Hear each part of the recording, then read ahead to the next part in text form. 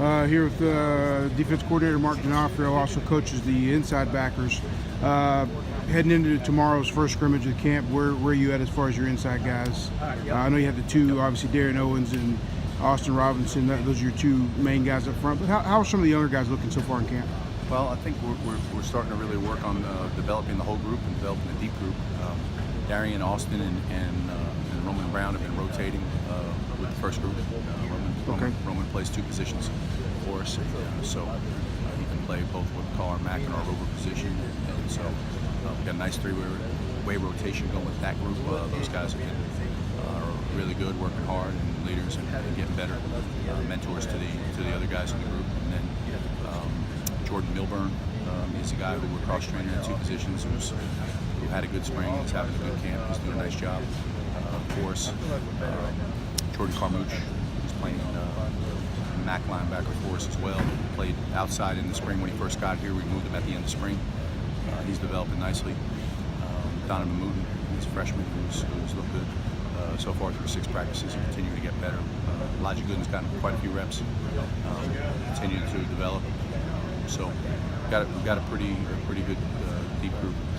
And then Melvin Larkins is a guy who came to us this year as a for a walk-on, who's going to be a good player for us as well. So he's been able to get in the mix. So repping quite a few guys. Obviously we've got those 3 guys going with the first group, and everybody else is now fighting it out. To see where they're at in terms of depth. We're trying to give everybody chances, but really at every position, our goal is to continue to develop a deep group and have more depth and be in position, to play the whole season out. And not have anybody be worn down, and be able to have guys step up if we have some injuries or things like that. It seems like I've heard mentioned a couple times now the cross-training. Is that something unique for this year? Is it something normal this time of year? Is it important to get guys trained for whatever may happen? It's normal, and you do it with veteran players. You don't do it with young players. Young players, it's hard enough to adjust to the speed of college football, so you try to give them one thing to do. But if a guy's been around and been in the program, you try to give an older guy a second job in a second position, because as the season goes on, you want to be able to get your best 11 on the field, and you don't want to have one guy sitting behind another when an inexperienced guy has to step up in another position. So we try to cross-train, some with the older guys. As we get deeper into camp, the second week we may do it more in terms of giving a guy a second position.